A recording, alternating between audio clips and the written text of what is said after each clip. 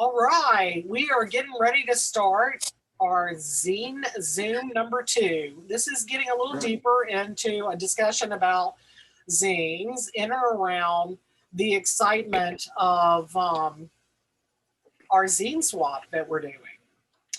So I think it's real important to understand kind of the broader context of why we're making these zines. And so today we're going to look a little bit more at the range of the personal narratives that are coming out of people.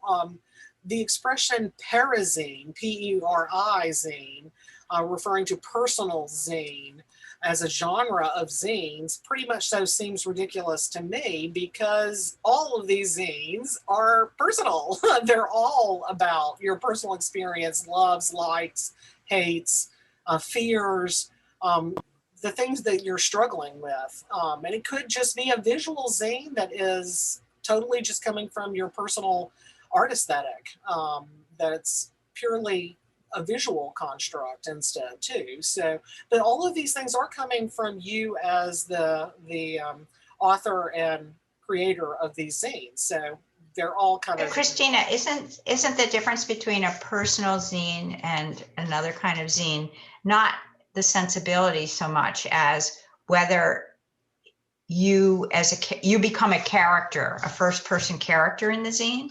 Is that the difference? I don't think there's a rule about it necessarily being first person, but I think a lot of them are heavier weighted towards text in some contexts, and definitely more about personal narrative. Yeah, definitely. But I think that the overarching idea of it is pretty much so the whole thing. Not exactly, but because there are going to be people who make zines targeting a specific thing that isn't necessarily about their own personal view, especially some of the early ones, because when you're trying to pass labor laws or you stand out in front of a factory to distribute some kind of piece of propaganda or help with women's suffrage, it may not be necessarily a personal narrative that's directing that particular type of zine. But right. I think a lot of the ones that I gravitate and find more interest in are relative in some way to the things that I find interesting or revealing about the maker in some unusual way. There are a whole lot of zines in this world, and while it wouldn't take a whole lot of money to buy them all, because zines are pretty darn cheap, most people's collections are definitely personally driven. And so the kinds of things that I've been showing you guys in the previous slideshow and in today's are just windows into my personal collection, which I guess is more of a window on some levels into Cristina's brain. I think NEBA members, for the most part, though, have a pretty good sense of what's going on in me. I don't really self-edit a whole lot.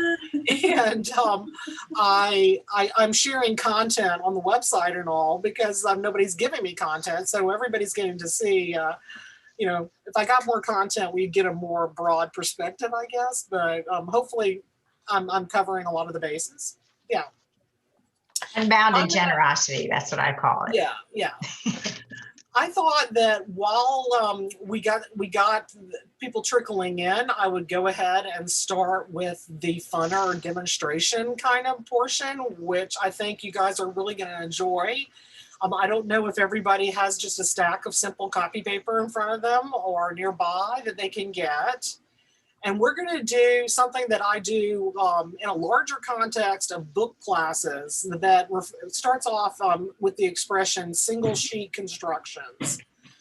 So a lot of zines are printed in a very low kind of production, low expense way, which means that a lot of the time the entire book needs to be printed either on one side or two sides of a single sheet of paper as an initial output. And then the folding and manipulations can occur to make it become other things. And multiple page books are actually combinations of single pages together. So on some levels, you could think of this as being a broader look at like ways to put books together. And we're not stitching or doing any kind of gluing. So we're going to use the stapler as a mechanism, and we're looking at this as a conceptual jump of this staple represents the idea of connecting things. And that could either be by gluing, taping, could actually really be a staple. It could be a stitch. You know, there's a lot of different ways to connect materials, and we covered, I think in our membership, you can just see in the membership gallery the crazy array of ways that people connect papers together. But I think having this as like a template is a really great instructional tool. I would keep a pencil, and I'm going to try not to go too fast, but we don't want this to take forever. So, and we're working in speaker mode, right? So I'm the big picture, and I'm just going to be holding things up. I'm not going to. This is a very basic way to instruct people.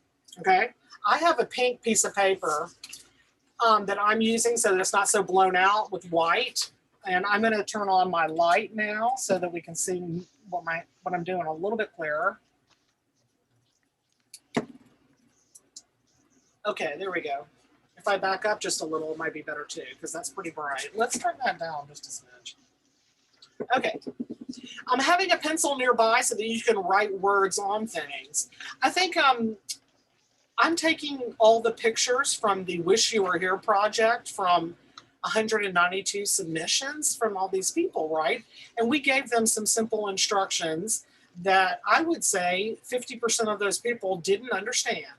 And once you or didn't read, once you hear some I hope it's not me. yeah, it's okay. It's okay. But once you hear some of these words, you might be like, oh, okay, I get it. So let's just start. When we hold a rectangular piece of paper up like this, this is in the horizontal or the landscape mode. Okay, this is the landscape version. Okay, so most publishing and book-related people don't say horizontal, they say landscape. Okay, vertical is called portrait by a lot of these people. Okay, so when I give a lecture to a publishing group, like I did with this publishing university people, where I was talking to a lot of people who not only design books, but print books, distribute books, teach about books. I mean, it was like a real arching kind of audience. I had to use both of those words because a lot of them were into the portrait landscape and some of them had no clue about that word. So when we talk about the different folds, that's how you know, okay? So I'm gonna hold this horizontally or in the landscape view, and I'm just gonna fold it in half. And this doesn't have to be like super precision, because this is just, we're making a set of templates, okay? This is a parallel fold. It is, all the lines through here are now parallel. This is a single parallel fold, okay? This is a landscape fold, okay? Parallel fold. If we go, now you could write that right on there, okay? Then we're gonna pick up another one. We're gonna hold it in the portrait. We're gonna fold it in half, okay? This is a single fold in the portrait. So portrait, single fold. It's also parallel, okay? Same idea now. This time we're not going even. You're gonna go with a diagonal fold. This is a horizontal or a landscape, okay? Diagonal or irregular. It's not a parallel fold, but it's still single. Who says that we have to do these things in any particular way? Go to portrait, hold it up vertically, do the same thing. It doesn't matter where it is. These are just to give ourselves a reference, okay? They actually look very similar to one another. So the orientation of these particular ones, because of the way I folded them, is very similar. But the orientation of here is very different visually. Okay, so whether you start in the landscape or the portrait mode can affect your final ratios of the pages, okay? Now, what if we do double parallel fold, okay? This is referred to by most people as a trifold. So if we start as a landscape double parallel fold, you can call it a trifold as well. Okay, if we fold in and then in, it's called a roll fold. Okay. Okay, this is like how most people would do a letter going into a number 10 envelope, and that's exactly the dimensions it gives you. Okay, so this is a landscape roll fold double parallel, and it's what most people refer to as a trifold, but it's not actually 3 folds. So that's a misnomer, even though that's what people call this. Called it a Okay, you understand that? double parallel, right? It's a double parallel with a roll configuration. Okay, we're gonna do the exact same in the next one before we flip the page and do the same one as a portrait, right? When we start as portrait and we do a trifold, you have a very different looking animal. So the roll fold can also be done as the accordion. Okay, so the exact same, you're just changing one direction, right, to get them to go opposite of each other to create what's called an accordion. Okay, so that you have the folds moving like that, correct?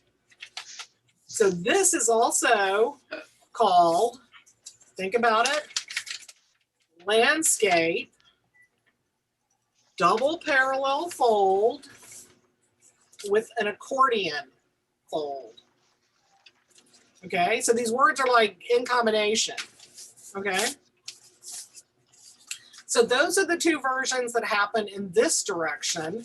Let's do the exact same concept now, starting from a vertical. Okay, we're gonna do a roll inward, do the roll fold. Mine are not gonna be perfect, but I'm doing this quickly. Okay, so we have a long thin version, very different looking. Okay, this is starting to border on something much, much different. Okay, so when you start changing orientations off of what the conceptual norm is, you start having more fun.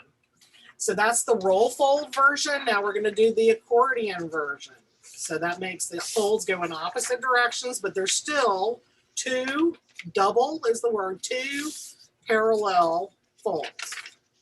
Okay. So what if you decide that you want to do crossing things? What if it's parallel? What if you need to change that? What if you want it to be something completely opposite, you know, to have like a grid? Okay, a lot of the things that we've done as zines are the grid because that gives you more panels of your story to play with, right? Okay, so let's go with a horizontal or the landscape mode here. We're gonna go in one direction and then the other direction. We're gonna open it back up and we're gonna go in the other direction. I'm gonna put this down just so it's easier for me to hold and then I'll come back up. Okay, so you're basically having 4 panels now. Okay, now these can be folded however you want. There's a lot of different ways to fold this. Most people would do just a straightforward fold. And if it's reversible, that gives people the option of having 8 pages, but otherwise it gives you 4 pages. Okay? Let's turn it to the portrait version. So the portrait version, you may say, well, what the heck is that about? That's exactly the same size book. It is, but one has the orientation different than the other. Okay? Okay, so you've got these different orientations now where the actual spine is, or the crease comes together. Okay?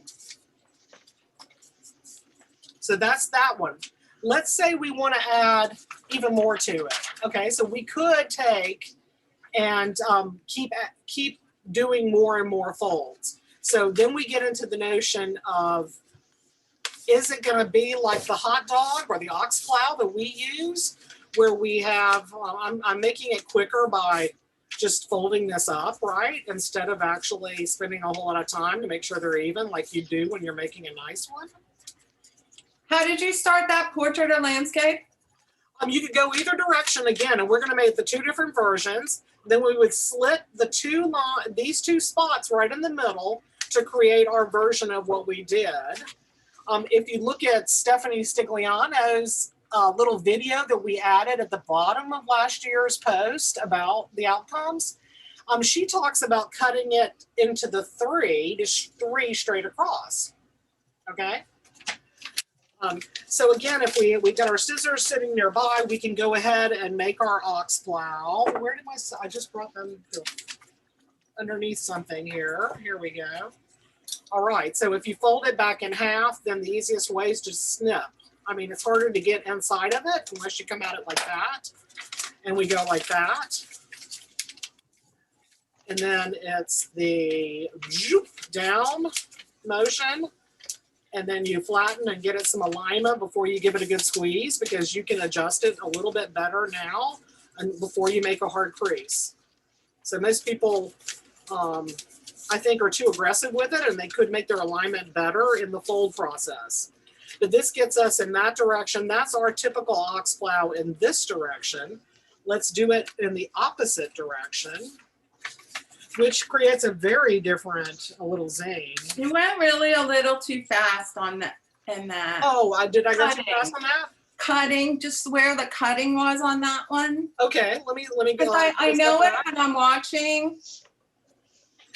Basically, you make your grid of your 8, and then you're seeking to cut through here.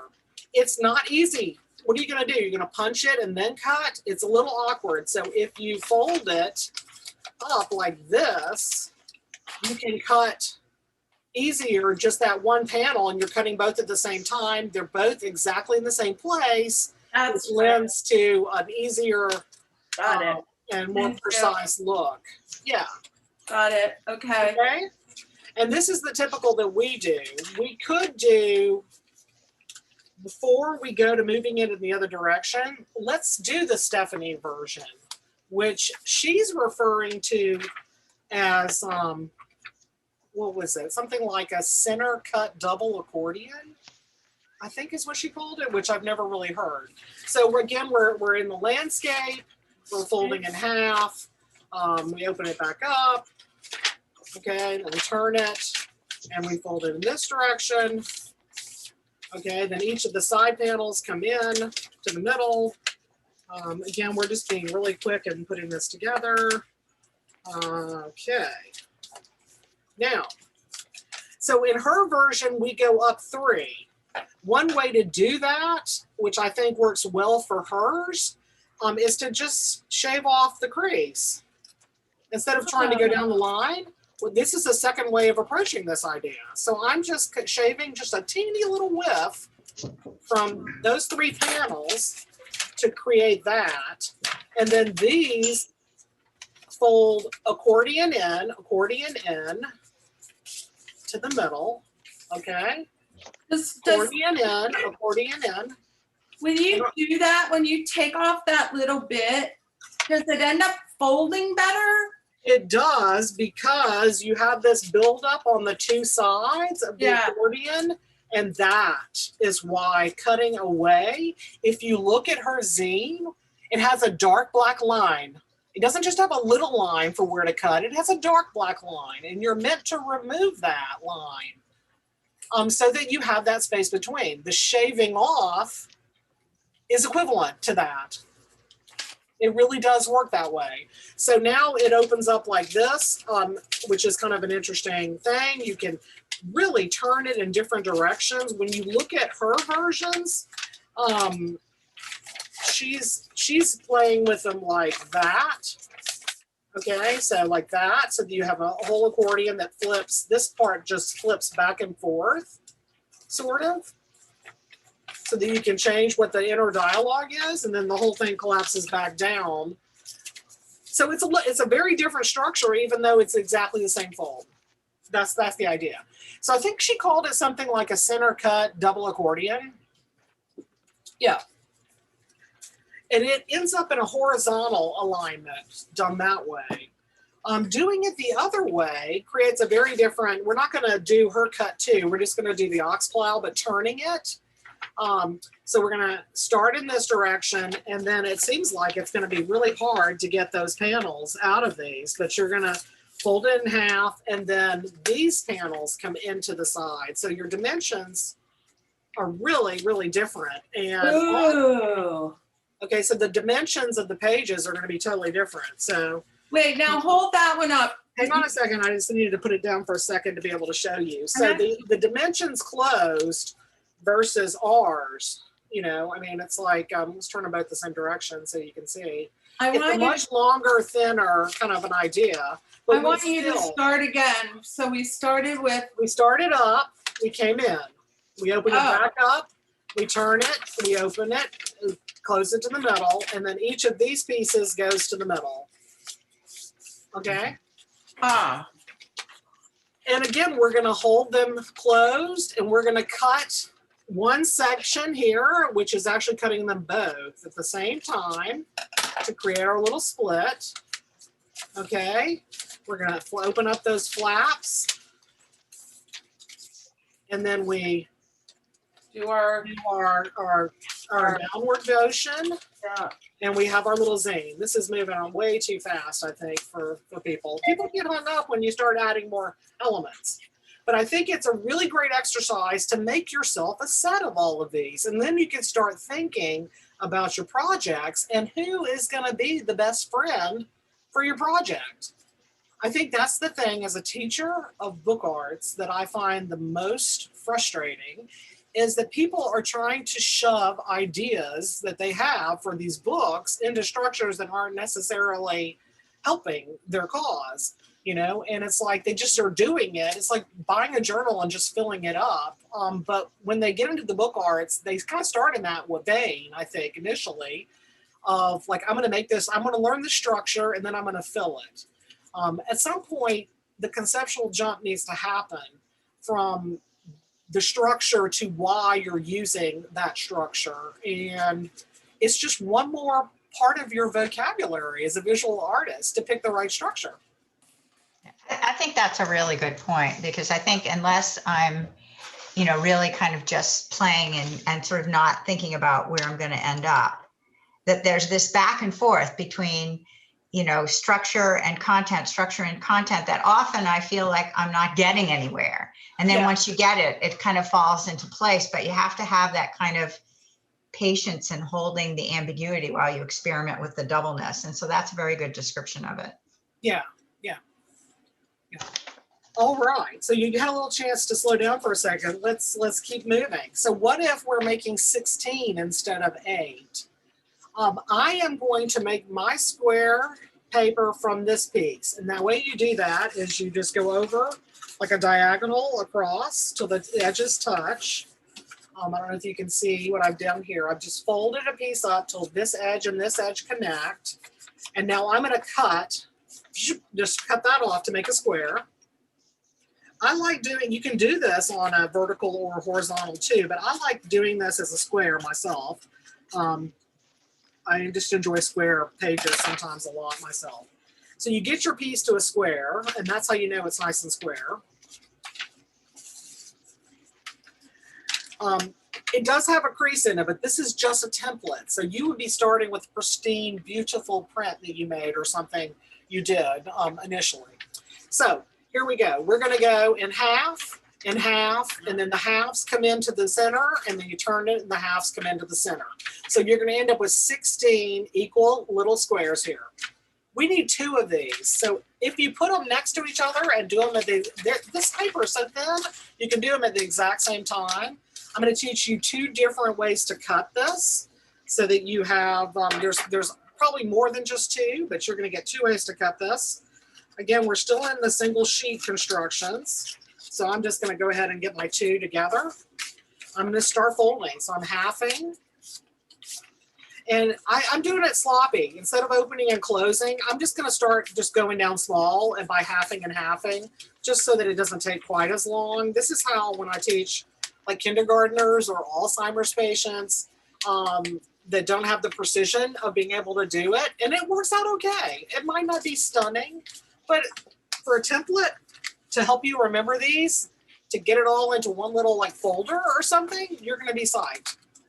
Okay, so here we go. So these are combination folds. They're parallel and perpendicular, so it's a combination, but there are no diagonals yet. Just wait, we're getting there. Okay, so we're gonna take one of the ones that we had. These don't have real names for them. I call it M or a W is what I call it, because you can turn it upside down and it looks like an M or a W. So our goal here is to take our scissors and to cut 3 of the sections on the outside. Okay, then you're gonna flip your page upside down and you're gonna cut the middle, so that when you pull them apart, it's gonna look like a W. And I'm just gonna go right down the gutters of these cuts just to. And isn't that also like a continuous, it gets like a necklace, you can put it over your head? That's the next one. We're gonna start with Oh. the M or the W. I I see. think the next one is like a spiral. I call it the spiral. Even though it's not circular, it's sort of spiral. So I did a 3 pods up on one side. I go to the other side. And again, I prefer to cut into a valley instead of onto the mountaintop. All right, so right now we're like that. From the opposite side now, I'm gonna cut the 3 up the middle. Oh, yeah. So this is making what we refer to as a maze or a tumble. Okay, so if I hold it like this, it looks like an M. If I hold it the other way around, it looks like a W. Okay, that's how I remember the cut, an M or a W. But the book structure can be called a maze or a tumble, and it's basically just an accordion. So you can start at either end and you just start going back and forth on itself. At some points, you'll have to turn because of the corners. And you just keep folding it and folding it and folding it and folding it. It's like this crazy accordion thing that just kind of comes together. They're really fun. Kids love them because they're just kind of goofy and they just are silly, you know, tumble around. And you can take old prints that you don't like, and then when they're seen as a 16th of a panel, then, oh my God, your print becomes a masterpiece. I had a kid, this is from way back. This was, I don't know, maybe 1995. I had a kid in one of my classes that I taught this who had an old Michael Jackson poster with him with his like single glove on and one of his woohoo kind of poses. And he used it. And it was like this fragmentation of Michael Jackson in a book form that you knew right away. When you got to like some of the like hat and parts of his face and his glove, you know, it was like totally obvious what you're looking at, but it was just really clever. And I was impressed by that kid. I think he was maybe 10 years old. He was smart. Yeah, he was smart. But anyway, so we have the tumble or the maze using the M or W fold, cut rather. Now the next one is like Carolyn was mentioning, and I refer to as the spiral. Okay, and it's just going to be very similar, but the way the folds hit and the way it comes together just looks a little bit different. So you have these kind of choices here. So we're going to go up 3, over 2, down 2, over 1, and up 1. Okay, so it's like this, like, what do they call that? Is it like a Celtic shell? The Celtic shell? Or is it a Roman shell? Where it's like, you know, it's angular, but it's moving inward. It's like a spiral. It's a nautilus shell. A nautilus shell is kind of similar, but I mean, you could curve this. And I've seen Susan Porter does a lot with that kind of way, with the spiral moving inward. Okay, so here we go. Anya called it an infinity too. Yeah, there's a lot of different ways to think of it. And you could connect the ends. Yeah. So it's up 3. What's your first cut? Okay, I started with the up 3 on one side, over, then you're gonna take a left turn, you're gonna go over 2, you're gonna take another left turn, you're gonna go over 2. Shit. And then you're gonna take another left turn and you're gonna go over 1. And then the final cut is another left turn and over 1. So that you're left with one long continuous piece like that. Oh, this isn't Anya's. She does something different. So either Her neck. either edge you can start on and end on. And again, it's accordioning back and forth. And every once in a while it takes a turn. So it does behave similarly to the tumble, but it just has a different set of directions that it goes. And you do have to reverse some of your folds occasionally. And you started in the center? I started on the outside, but you could start in the center. The zigzag, okay. Yeah. And I'm basically just zigzagging my way all the way through here. Okay, there we go. It's a little bit different. I still refer to it as a maze or a tumble in my marketing because I don't know what else to call these. And I mean, people that buy these little blank books that I sell aren't going to really, they're not going to have an argument with me about like which one's the actual tumble and maze. Or I could, separate them and call one tumble and one maze. I don't know. But I think in the when it's all said and done, you're not really going to be able to notice which one was which. Yeah. So if you start with a rectangular sheet of paper, you're going to end with two different orientations, but the same scale of little rectangle books. So it works very similar to what we've seen already. Okay. So that's pretty cool. Let's keep moving. What if we do a combination of a parallel and a diagonal? And most people love the idea, and again, we're going to go square. So let's just square off one more time. But I hope you go slower when you're with the kindergartners. No, I don't teach all of this at once to I'm only kidding. This is just like our zine, some fun zine ideas for you guys, other than just the ox plow. It's brilliant. Thank you. It's not meant to be like a really difficult concept. Okay. No, it's we got our square. We got our square. We're going to go in both directions into 4 panels. Just do your fold in half, turn it, fold it in half. Okay, so that you start with your 4 squares. It doesn't matter which corner you do, but you're going to make one diagonal. You're going to go one diagonal. Oh. All right. You're going to hold it like this on the table. You're going to push down and you're going to reverse that so that your centers of those diagonals are now facing up. And some people have trouble making this little guy happen. It's the fold. It's kind of similar to the hot dog, It's like when we fold up that hot dog. Okay, so you're trying to get to where you're feeling like your peaks are touching here in the middle. Okay, so you have to push down in the middle and lift up on the diagonals. And then your squares, you connect those 2 points and your squares become squares. Your squares fold in. I have handouts that show all this. So it's like, whack, whack, whack. I have handouts that actually explain this better than I'm doing right now, because you can see it visually. And then you're going to make your square panel. So it's got square panels on the outside, and it's got it's a pop-up structure called a map fold, an origami fold, or a lotus, so that it opens like this. Okay? This is one of many ways to do a single sheet that opens up and says hello in some other way. There's a whole lot of different folds.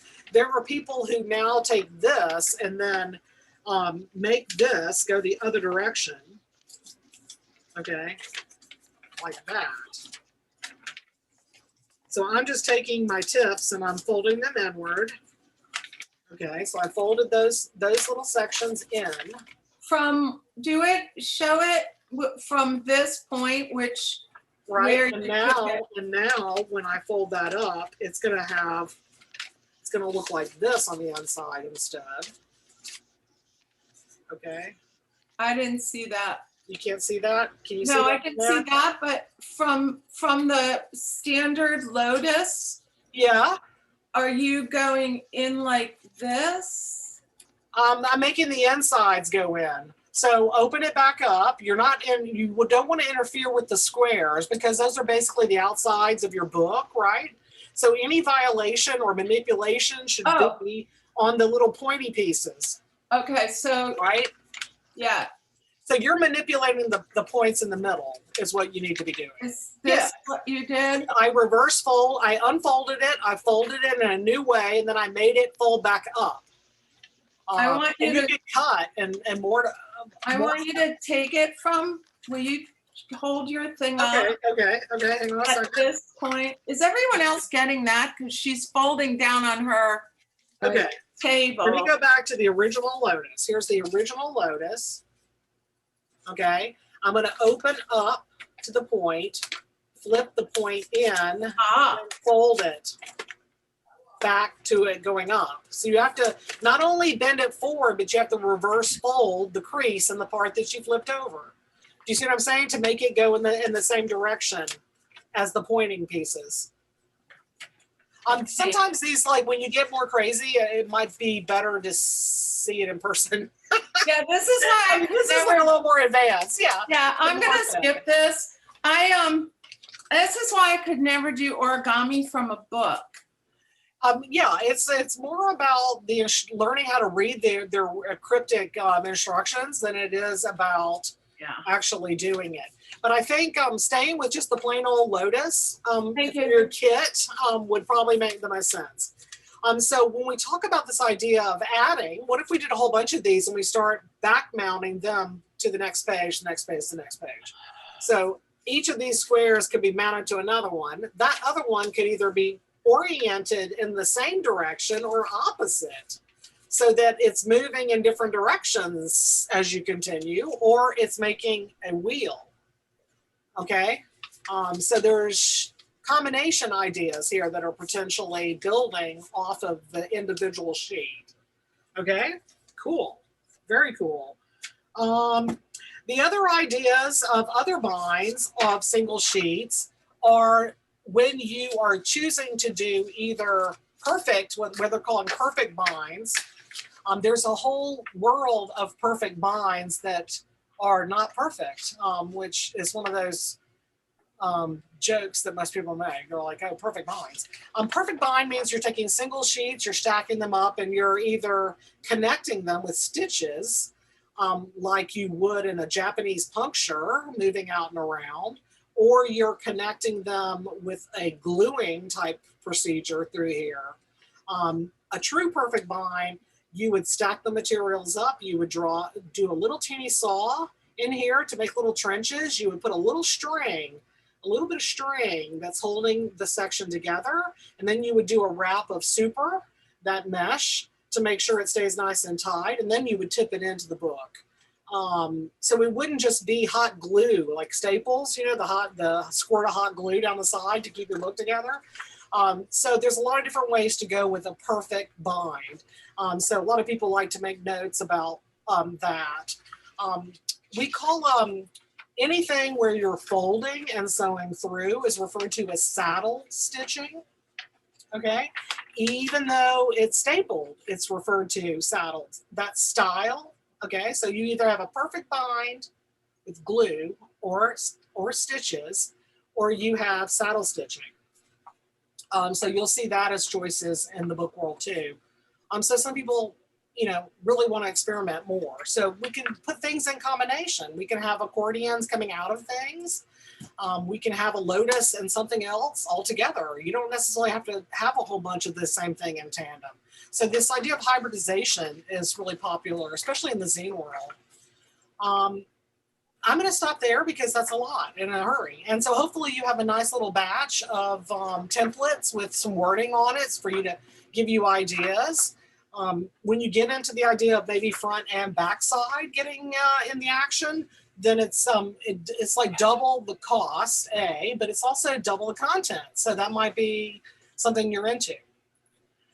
I'm going to go ahead and open up my slideshow. So I'm going to screen share, and we'll get a look at some zines. And I'm assuming that everyone that's here is going to make a zine, right? Right. Okay, let's see. So we left off the last time me push this bar up to the top. There we go. That looks a little bit better. Let's make it look a little bit prettier. There we go. Yeah, so I just, we left off talking about cats and some funny cat humor, and just generally speaking, I showed you more humorous stuff the first time. So the stuff we're going to start with now, I think, is going to be a little less humorous. So basically, here is our zine that we're making. Just because this is what we're doing for this particular project doesn't mean there's not a whole world of other shapes and sizes. So you're going to be seeing quite a bit of other types of publishing ideas, different ways to print and scales and such. These are things that some people may not think of as a zine in some cases. This particular piece is collections of writings and photography and thoughts inspired by a woman who was working at a bindery. And she was doing a whole lot of Xeroxing, it seemed like. And so it made sense for her to make this zine. I think of this, it's got a perfect bind on it with a colored, a little bit heavy duty-er color version on the outside. And then just simple black and white Xeroxing on the inside with the perfect bind on it. I don't know, I would imagine she made this while she was at work, wouldn't you? But it really covers her window into how people are looking at binding. Yeah. It's a UK piece, so it's got a lot of different things in it. I think she was in UK initially, and then she came here, I believe. Maybe not. Maybe I'm thinking of somebody else. Yeah. AK Press is her handle, I believe. I like the typewriter font. It feels kind of retro. So she's doing a very simple, straightforward, a lot of writing, and not really worrying about the style of how it looks. More text than some of them. You can see this is sizable. We're already in the 80 or so pages in this book. Much bigger than what I would consider to be a zine. To me, this is not necessarily what I think of as a zine. So the idea of what do we think a zine is, and what do we think artist books are, and what is NEBA, and all these kinds of trains of thoughts of trying to put definitions on things, or can we just be more diverse in our opinions about it all? In addition to this whole idea of diversity in general, it should be more broad, I think, too. But I'm finding that a lot of the time I'm feeling like, is that a zine? I'm questioning it, which I think maybe it's because I've sold at a lot of these zine fests over the years, and some of the younger people are upset with me occasionally that my zine is too nice. Is doing a good job on your zine going against what zines are supposed to be? And how do you feel about it? I don't know. It has an ISBN number. I mean, can a zine have an ISBN number? So what do you think her thing had to do with simply Xeroxing? But no, well, because it's Xerox only? I wish there were maybe some more ideas about like what do we think it should be, or parameters, but maybe it's just a free-for-all like everything else, and we shouldn't worry about it. I'm not worried about it. If an artist makes it, it's art, that kind of thing. If you say you're an artist and you make it, it can be anything you want. It's art. Yeah.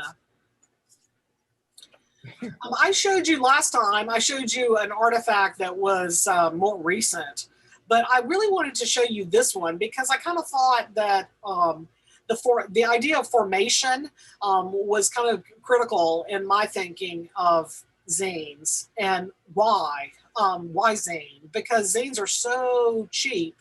I mean, there's not very many people who don't rely on the merchandising side of zines once your zine gets popular, who do t-shirts and coffee mugs and stuff like that, this auxiliary merch.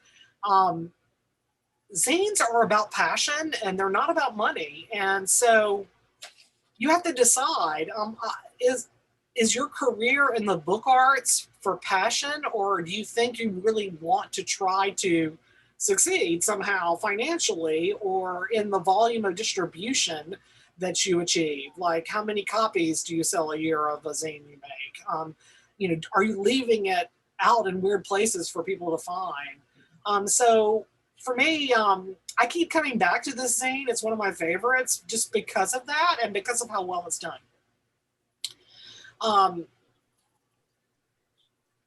There are less dudes in the book world than I'd like too, and that's another reason why I like this, because when I started looking through these submissions for the Wish You Here project that I've been really inundated with this week, there's really like 3 or 4 guys only out of 192 submissions.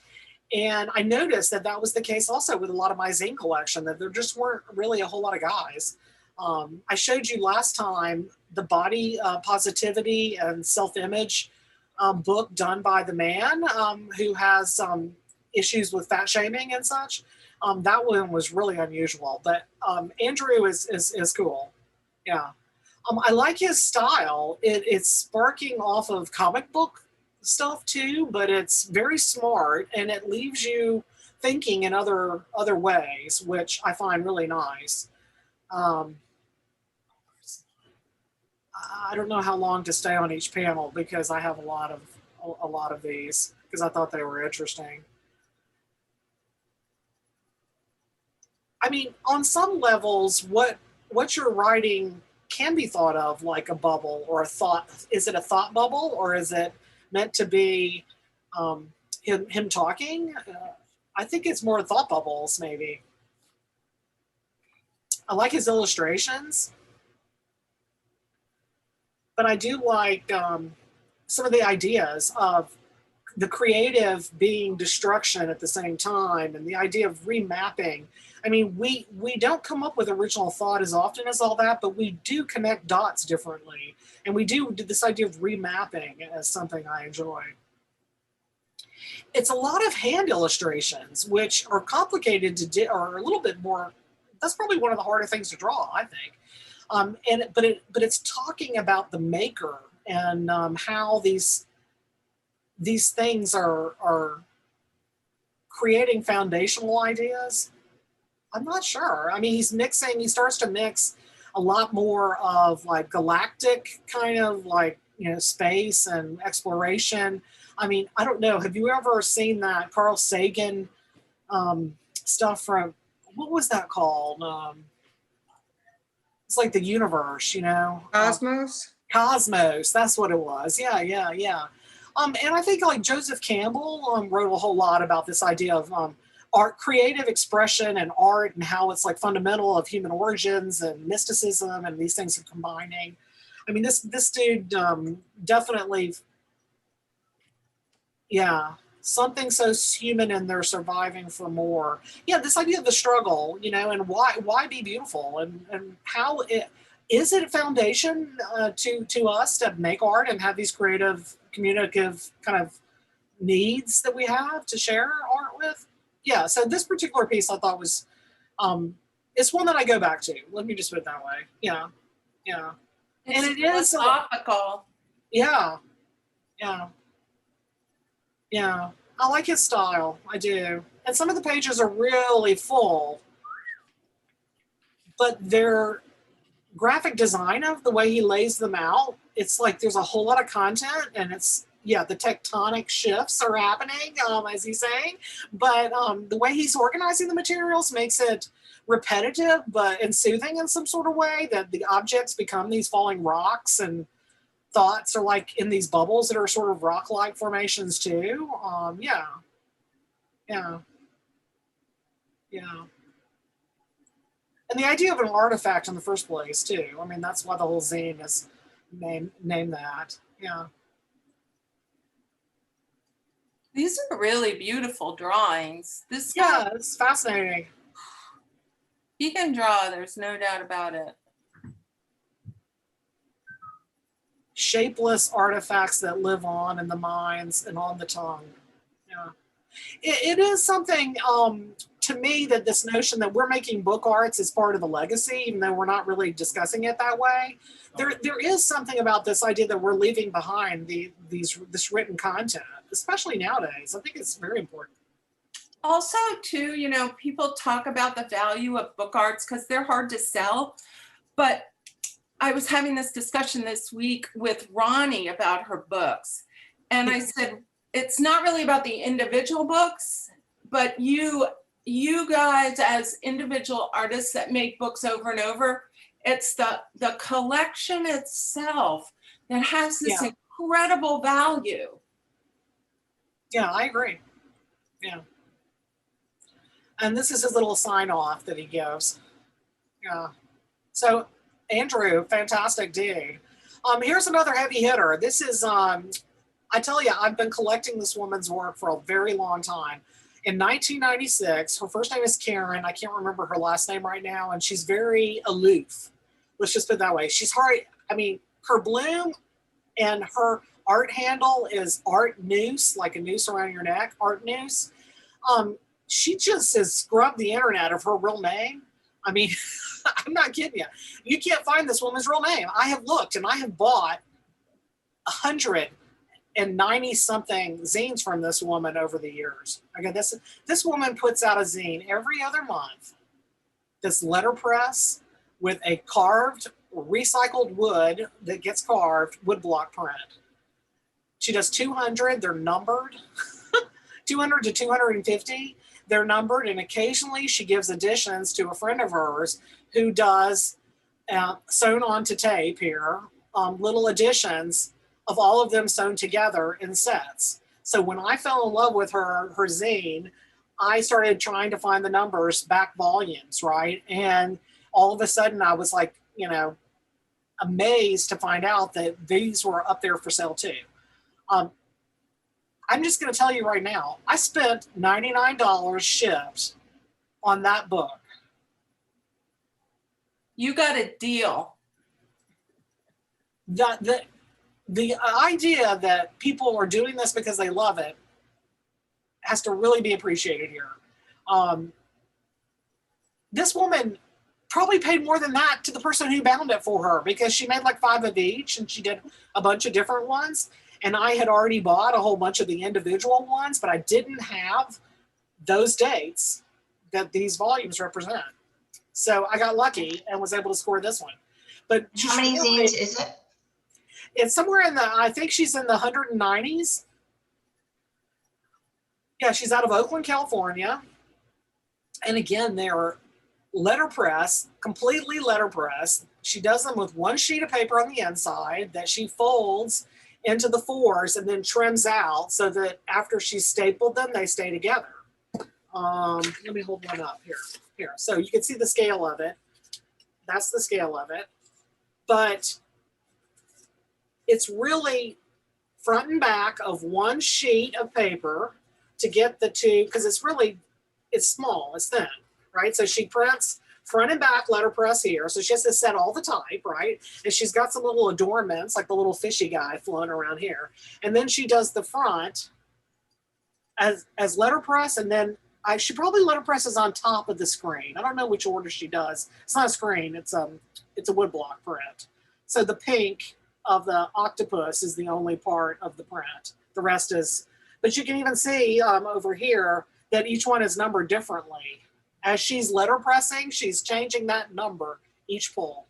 I mean, this is for $2 or $3 shipped. I'm not kidding you. $2 or $3 on Etsy shipped. Insane. You can buy whatever she has left. Like that's how she phrases it. Like all the stock, like a number set. Like I bought $100 everything that was available when I first decided I loved her for $100. That was like all the back episodes that existed. And then, but you know, she runs out, you know, because it's been since 1996. And you may say, well, what the heck is this woman doing? Her content. What's her content? Her content is everyday life, just everyday life. Everyone's different. It's whatever the hell she feels like. There is only a few consistencies in the series.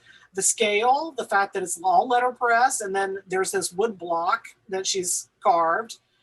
It's every 2 months without fail, and it's about everyday life crap that comes up in her life, and it's absolutely hilarious and wonderful. It's just crazy stories about her everyday life, and when she got married, when she had a kid, when, you know, I mean, it's just like, you know. So here is Like an Octopus. Just love this. Okay. So here she's reflecting on the fact that she's having to read to a 5-year-old kid over and over again this book about octopuses. And it says here, it's a lovely picture book about the giant Pacific octopus, the largest octopus in the world. It reproduces once in its life, and after the female lays her eggs in a crevice, she stops eating and simply cares for the eggs until they hatch and the babies swim away. Then she stays in the crevice and dies. Wow. Sounds like a great children's story, right? Ugh, it totally hit me right then that I feel like an octopus. I'm 5 years into parenting and I already feel spent. I feel like I'm in the crevice, caring for my hatchling until he's old enough to swim off, and then I'll fade away in the crevice. Her stories are very similar to this. They're in this vein, they're of that kind of voice. She is conceptualizing everyday life experiences into really, really charming narratives, and just make you think. You just like walk away from it and you think, I cannot believe that for $2 or $3, I've got an original, completely letterpress. She set every single little piece of this text by hand. She made 250 of them by hand. It's such a labor of love, and it's just such an amazing life's work, you know? I mean, the collection, the gigantic volumes. Yeah. He has heard a little bit about what school is like. He says he wants to write a report on octopuses. I asked him what a report was. He said it's when you draw a picture of an octopus, then write the word octopus underneath it. I told him that was a good idea and that we should both do lots of reports.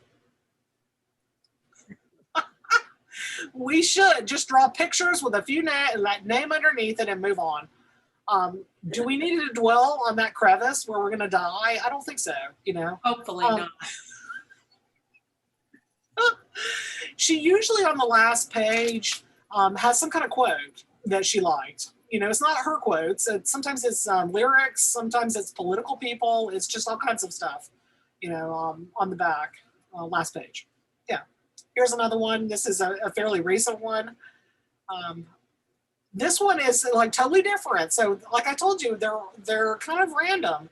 This one's called Comfort Foods. And she just basically asked everybody that she encountered for a certain amount of time what their comfort foods were. And it's different every once in a while. She changes the fonts. Again, this is all letterpress.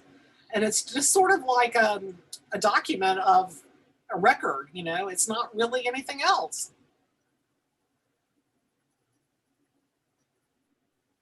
Yeah. So a little bit different, but it shows you where her mind was at, I guess, at the time. Yeah. And that's her right there, Art News. So she does that, has that standard sign off on the back sides of every one of them. Here's some more kitty stuff. Kitty haiku. These are just really fun. I love the graphic with the 1, 2, 3. It's a trope I've been using in my ABC, I keep saying ABC instead of ABC zine project I'm doing. That's feminist alphabet zines. Yeah, I like the idea of like the graphic design with just simple text. It does actually reminds me a little bit of Gail's Blame, with like just having that little thing and then the text repeating over and over again. Yeah.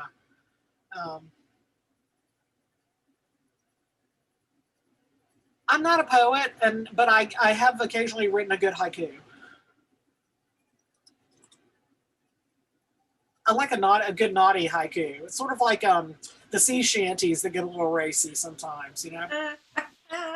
Like naughty haikus, yeah. Let's see.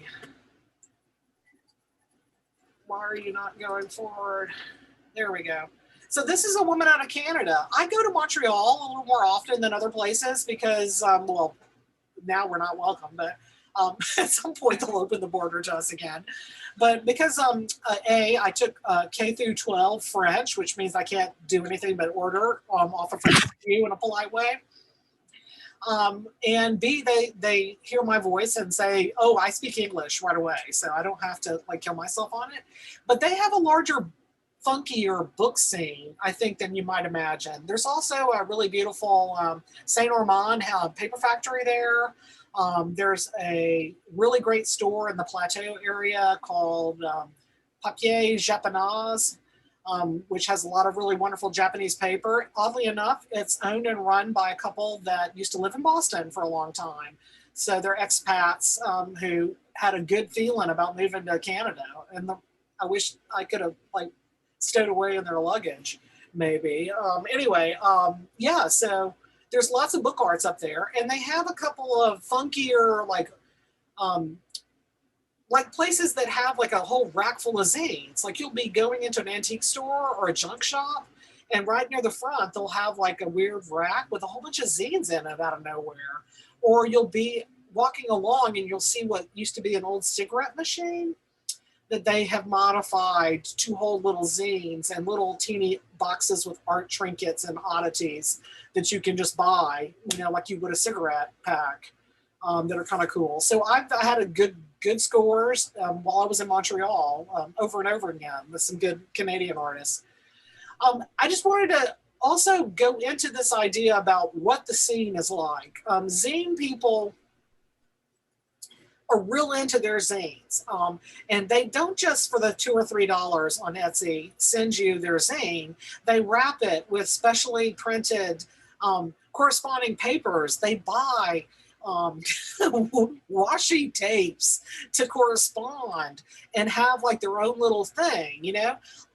They might add a sticker or some other little piece of something in there in addition to it, which makes no sense because by the time this comes from Canada, this girl probably made 20 cents. You know what I mean? She probably made 20 cents on this purchase. It makes me feel horrible sometimes when I'm shopping and I get, oh my goodness, $3. Yeah, so I find it really fascinating that they do this. Here's another one that's interesting too. This is another little one. It's actually Xeroxed and then stapled, but it looks sort of like it could be similar to the way ours is formatted, but it's the same size as our typical zines. This is just some really unusual little writings relating to coffee and cats. This is a weird one. I love it. It's just really strange. This is really recent. Yeah.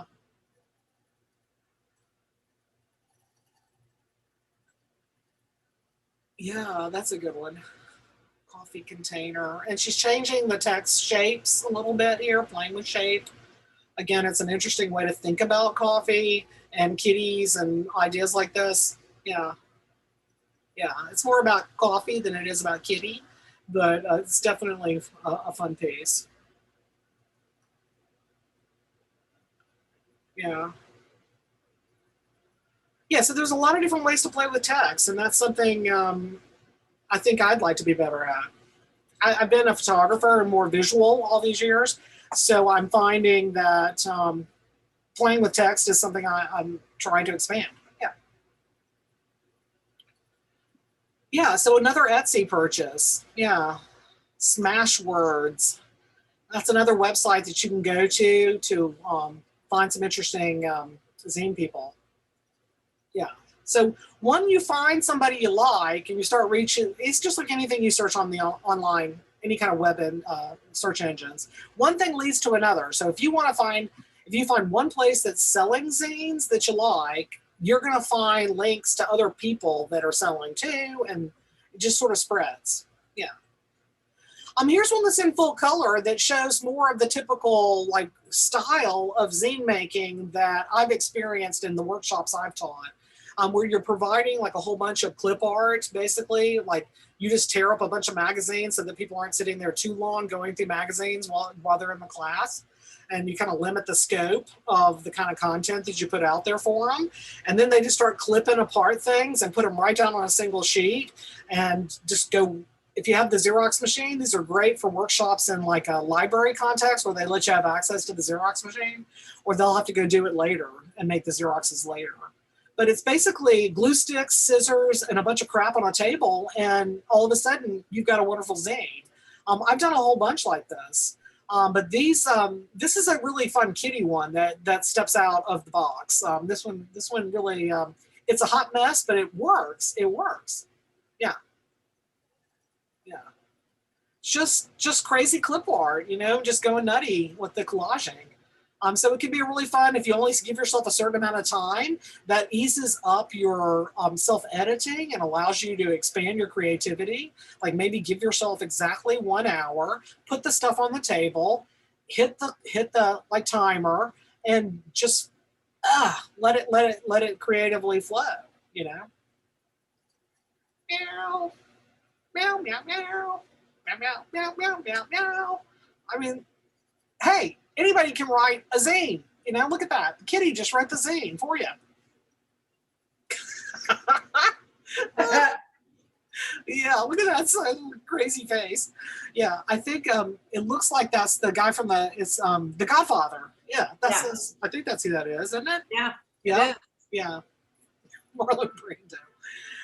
Here's another good one that's using this really fancy Xeroxing style technique called risograph. Risograph, you're limited in the number, or the more colors you choose, the more expensive it gets. So you can see here that this is a pretty small palette of colors. It's just 2 colors. But how interesting these 2 colors can be. And I do have a strong place in my heart for any kind of animal zines. Drool Party is for dog lovers. And I'll go pretty quick because I couldn't help myself. I took the whole book. So here, we'll go fast. Here he is, Dylan, another dude. Dylan is cool. I like Dylan. I have bought a calendar for him. And I showed last time the little angel, which had that weird little drawing on it of his as well. So this is Dylan. I bought several pieces from him at, like in the Cyclorama for the Boston Center for the Arts did the Boston Book Art Fair. Yeah. So it's just fun. These are, I'm not sure if they're what kind of printmaking technique they are. They're some kind of carvings, right? Yeah, lino cut or wood block. Yeah. But it's basically a doggy pool party. I love that one. Sniffing the butt, of course. Even in the pool, you got to sniff some butt. Yeah. Shooting an arrow off his head, and then in the background you have the little guy with the scuba bubbles coming up over there. It's just really fun. What a joyous little piece here. And this was probably less than $10. It probably was expensive to have it printed. I love it. There's a little pug over there. I had a pug dog. Puggums McDougal was his name. He came to an unfortunate end in our driveway. He got run over by a visitor to our house, which made that person feel awful their entire lives, and their kids even brought it up to me recently as adults. Their family was traumatized by the death of our dog. I love this one. That's a good one. Peeing in the pool, getting drunk at the drool party. Here's another one that borders on this. Is it a zine? Do you really feel like it's a zine, or is it an artist book? Because I'm thinking a lot of these would just be considered artist book, I can't see my chat. Let me take a peek here. Oh, that's Nancy saying goodbye. Okay. I just wanted to take a peek here. Yeah, so foliage which develops in the wind is a very, like I just got my master's degree from the museum school kind of piece.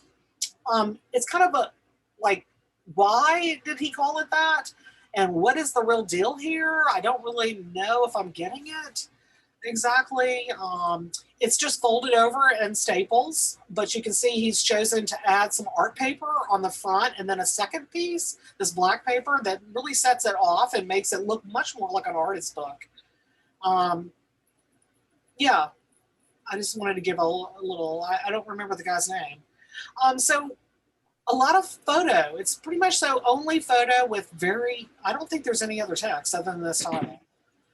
And you go from this great print quality to totally no contrast range and kind of a little bit of a, like, what happened, dude? There's some interesting work in this, and I like the idea that there's this figurative, like, silhouetting that sometimes seems to be happening here.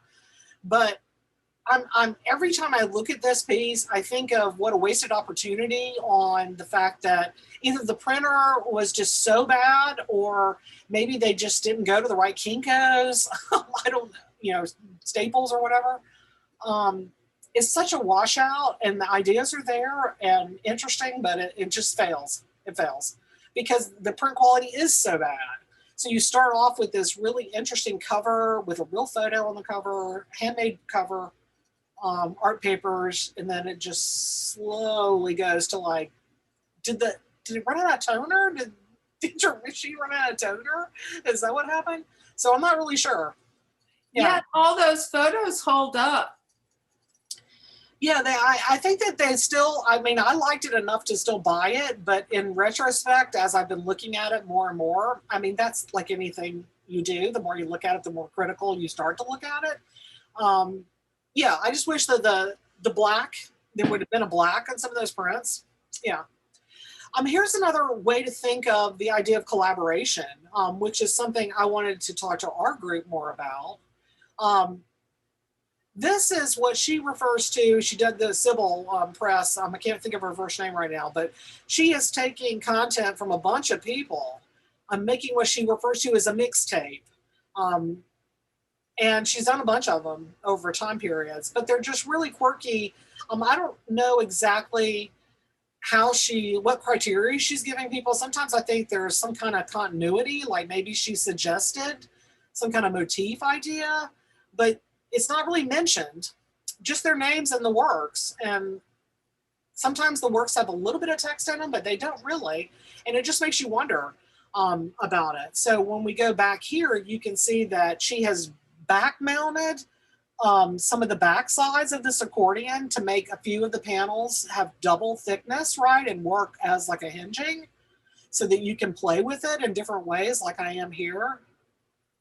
So you can see that it's like these pieces are movable. So it's a little bit more interesting than a straight accordion, but this is an inexpensively printed large strip. So I'm wondering, like, there's no connections. It's one large print. I'm thinking she probably did rows of the same thing up a big page and ordered a very big print made and then cut them apart and had like 5 or 6, out of one big sheet maybe. Because I don't know how you get output like this unless you're hinging. Do you know what I mean? To get such a long piece. Yeah. There's no piecing. It's all one piece. Yeah. Yeah. So they're interesting. I've ordered I like lots of stuff. cover, the way she's got that cover that encloses it too. Yeah, so it's just it's got a little bit of a gutter in the middle there to hold the thickness of the accordion. But when you first open it and look at it, it doesn't really seem like it's that such a, like, ta-da, it really comes out of there and folds really nicely. And the movement of those pieces that are connected make it much more interesting. Yeah. Here's another idea too. This is not as high-end production, but this is also collections. So the idea that maybe NEBA could do something like this, where we come up with a motif and anybody who wants to submit gets their half page, right? So this is a $2 piece and it's quite large. I don't know how many pages it is, but it's quite thick. And it's the only thing the person said was, like, we're going to do a collection about 1990s. And if you want to make it be specifically about Kurt Cobain, that's our motif. Somebody came up with the name and probably thought it was funny, but there's actually not that much Kurt Cobain content in here. And there's less skirt Cobain than I would have liked. So I bought this based on the cover and a couple of views in Etsy. I didn't really get a chance to see the full throttle. I don't think this was executed to the Kurt Cobain level that it could have been, but it was a nice try. Yeah. And you can see each person that submitted completely different looks. And the only thing is you get the numbers on the bottom of the page to give a consistent look. You know, but I mean, it's really random. And it's whatever they felt like talking about. It's some kind of reflection on something that happened in the 90s, usually, that was significant for them. Yeah. Yeah. It's not just about Kurt Cobain. And that, if you see that, the second line there, they should make that be like in highlights more than just, you know, because if you're really looking for a Kurt Cobain piece, this isn't it. Yeah. But it's a pretty big piece for $2 shipped. And that's the size, like, you know, that's a 6x9 envelope. And that would be a minimum of like 85 cents to ship a 6x9 envelope. What are you doing, people? I mean, can we make it $4? What do we think? So that person can get $1 at least out of the deal. Picking Bones is a grief zine. This is something that resonates with me, obviously, because of all the death in my family lately, but also getting older. You know, I'm 54 and I'm thinking, you know, about the cycle of life more, being more into farming and out in my outdoors more. And, you know, there are a whole lot of ideas there. I mean, hell, there are college courses on death. So it's clearly a fascination and something, it makes sense that there'd be like a zine world devoted to death and grief. So this is a particularly good one. I like it. This particular volume is dedicated to his dad. So it's reflections about him and his dad, mainly. It's a lot of writing with some odds and ends mixed in. So it's more written material than it is visual, but it does seem to follow a hybrid between the comic book approach and a purely kind of parazine written, just a, you know, totally written content with almost no visuals. Yeah, his style is so different than the other. Like if we remember back to Formations by Artifact, that Artifact zine, and the style of the illustrations for that, these are really cryptic, but they're fascinating and they're very effective. I find that this is just as strong of a zine as the other one is. What do you guys think of the aesthetic of this? I like it. I like those gestural drawings. They're each square is a little piece of art. Yeah. They're great compositions. I just want to look at those marks. Yeah. The idea that he's illustrating the moment that his mother tells him his dad is terminal and that this is what is coming out. Yeah. It's very powerful. The idea that in the same zine, he can draw much more realistically and intently, and he's choosing to move between them. Yeah, and here it's right on the opposite sides of the pages. You know, it's I mean, that definitely says I can't keep up. You know. Yeah.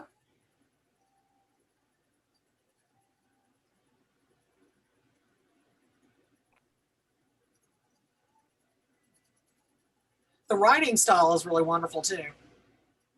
It's a lot of writing. I raised my head to look at you in your coffin, but instead you were lying on your hospital bed in your hospital blues, and you were grinning straight at me as if it was the biggest prank you ever pulled and that you're still alive, still entirely alive.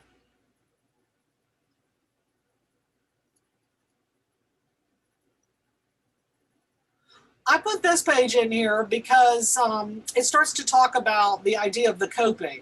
Like, what are you doing to cope? And I don't know if you notice, Carolyn, what are we looking at in the bottom right here? We're looking at some bookbinding. There's a portion in here where he moves to weaving too later on. But I just found it so interesting that that's the way of coping, some of the ways of coping. And the idea, my dad would look at this and he would say, yeah, even a dog that loses his eyes can still be the best damn dog you ever had in your life. which I think kind of is a good way to think on it somehow, you know. Maybe it's one more day, regardless of what that day is, it's still a good day. I don't know. It's the glass half full rather than half empty, which I think is a good way to kind of resolve some of this in your head as you're like working on a zine. I would imagine there's a trajectory that we all go through. Yeah. Yeah, interesting. It just really resonated with me. Here's some of the feminist stuff. I'm not going to go. Since I'm blathering on and on here. Let me pick up the pace a little bit here. Femme Static is one that's been out for a long time. She's really cool with her illustrations, and she's a little pissed, which is somebody I can relate to. So this is more of a rant. The illustrations are a rant in addition to the text. I love repetitive text. The idea that everything is giving us cancer over, your childbirth gives you cancer, your makeup gives you cancer. I mean, it's just like this long list of everything that women have to deal with that somehow are going to result in cancer. It's just weird. Her drawings are a little bit more aggressive. It is a group effort with some other people usually, since she'll mention the other people. You can usually tell how the language changes a little bit.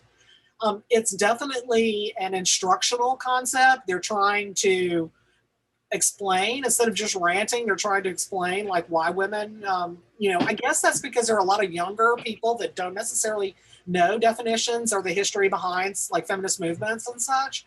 And it's probably a good idea. So, I'm in that vein too. I do feminist that's angry, a little bit angry, a little bit funny, definitely beautiful, but informational. There's almost always the teacher in me seems to come through. And I need to somehow, explain things or define things or categorize things. So you can see there's some shifts in some of the design. So you're seeing other people's styles come into play. And you're really seeing some like way off script where you're going from, I thought I'd just throw some of these at you too, since I'll go quickly. I have 5 zines coming out, and I'm going to put myself as the featured artist for September. And so you'll get to see some writing and ideas about this project there. But this is our hot dog in action. It's in color, and it's done off of a ledger sheet, which is 11 by 17. So it's a little bit larger scale when it gets folded down, and it's got the 2 sides. This project has got 5 volumes, Index Woman, and it represents the 5 decades of my thoughts about my life. It's not necessarily a chronology, but it is sort of. I'm finding imagery, photographing imagery. I'm taking marbled sheets. I'm taking textbook pages, all kinds of stuff. I'm doing a whole bunch of image transfers onto acetate and then layering and collaging with them to create this imagery. So these are transparent collages basically on top of a background of marbled paper, right? So I will go to Staples and I will Xerox stuff. I will use lamination sheets or packing tape if they're small to make image transfers of those color Xeroxes or black and white Xeroxes. And then I will collage with them and then go back to Staples and do another version and do another version. And I keep layering till I get it where it needs to go. So it's a whole lot of layers of collaging in acetate. That's why you can see through it to the bottom layers. The orientations are changing. I'm using content that's not body. Like here you're seeing a bee's eye all the way in the background there. You're seeing rolled up yoga mats for like boobs instead of, so that was an ad for yoga mats. I just repeated it and took that roll over and over again out of it. These are the stickers that they put on your breast when you're having a mammogram. If there's like an area they need to pay attention to, these are markers that show up to help the people reading your mammogram notice where they're supposed to be looking. There's a bunch of different types of those. So it's a lot about breasts. I mean, here you're seeing more yoga mats, more bees, lots of beekeeping in the hives. You're seeing weird shadows, a basket, that basket texture, you know, just crazy layers and layers and layers. Sometimes I'm adding watercolor or marker as well. All of these have a backside that's a single sheet of marbled paper with the text and the title page and all the content information is on the actual backside. You could see this both ways. Yeah. It's posable. You can turn it in different orientations. This is number 2. This whole series, there's confusion, there's questions. Which way are you moving forward? Are you moving backwards? Or is your understanding clear of, you know, how are you comparing yourself to others? There's a whole lot of notions of scales and comparisons and the weights and body fat measures and just all kinds of different systems and things being upside down and pap smears and a little bit of hand drawing occasionally. It's just lots and lots of layers. Here's the back side of 2. Here's 2. This is 2 opened up. I love the way you can, this particular structure can be posed so differently. Here's 3. Again, this is just a lot of marbling and layers and layers and layers. Yeah. They're so beautiful. It's got I like the color palette. I was happy with the way it turned out. And I was happy that I got to put it in Zine. I really wanted to show these off, you know, and be able to, because this is like 2020 and early 21 to look, you know, it's like a year of work. My compliments, Christine, my compliments. They're really beautiful. Thank you. Yeah, I really like the colors, the designs. You really did. They're very complicated to spend time with. I mean, like this face hiding it over here and specific words showing through and yeah. Yeah, they're exquisite. And very menstrual bloody. Yeah, they were supposed to be girly feeling. Makeup palette, body palettes, you know, like this just to me is like silicone breast implants gone wrong. Yeah, not that these are real. Don't worry. Don't worry. These are real. I would not do any of that kind of stuff. I'm having a hard time even contemplating like getting a weird mole zapped off. You know, I mean, my guy keeps telling me that you're highly decorated and you should just think of it that way as being like part of your, you know, does a zebra complain about one stripe that's a little weird? As long as it's not, as long as the spot's not dangerous. Exactly. Dangerous, Yeah. Get rid of it. Yeah. Interesting stuff though. So here towards the end of our slideshow, I'm just pointing out some ideas, right, about connections. Mass Art has got a zine library.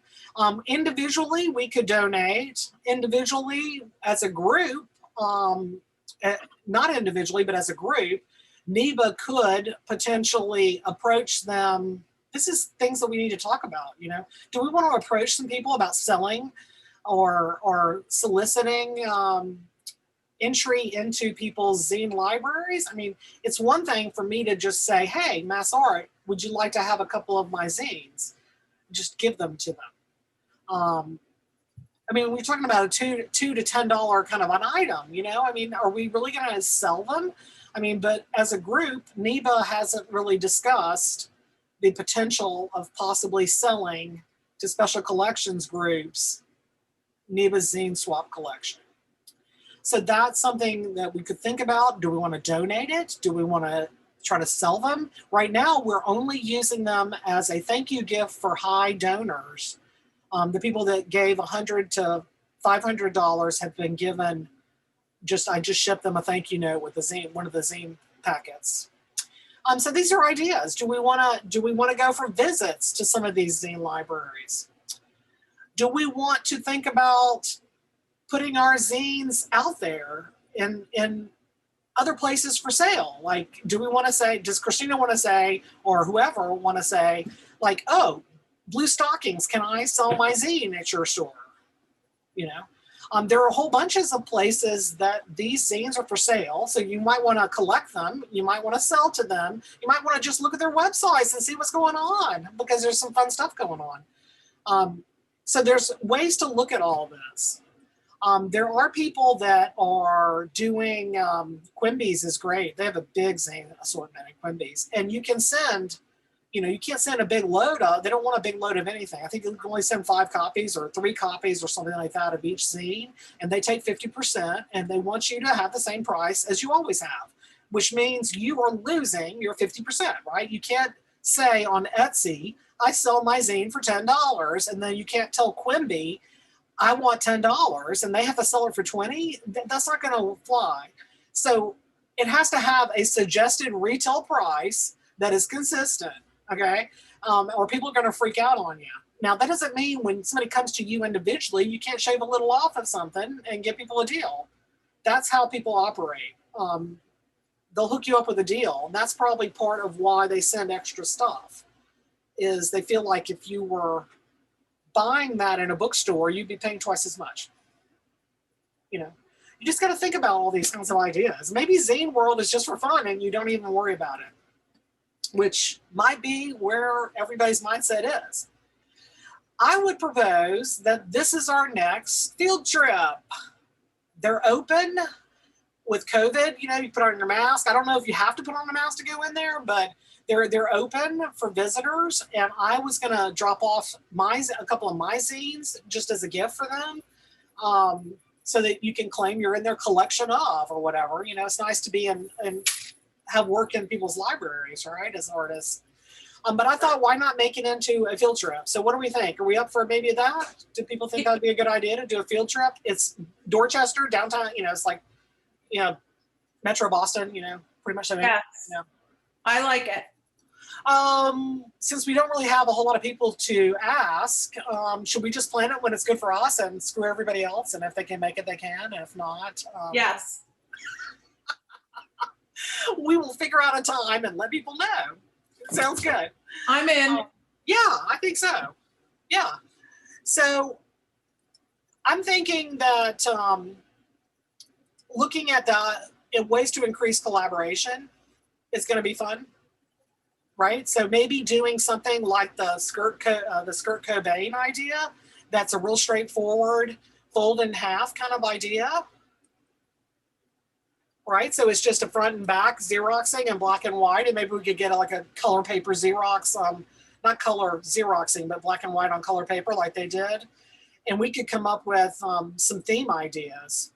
I'm thinking when we have the zine gathering of everyone to see who actually participated and who has zines to share, that maybe we can talk about doing that as an over the winter project, to everybody have half sheet, you know, one panel of half of a sheet, and we'll come up with some kind of a theme, and it could be sort of like an exhibition concept, but in a zine form, right? So that everybody just comes up with something based on the theme.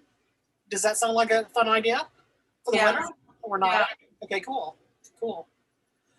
All right. Hey, Gail, do you get into Boston area very often?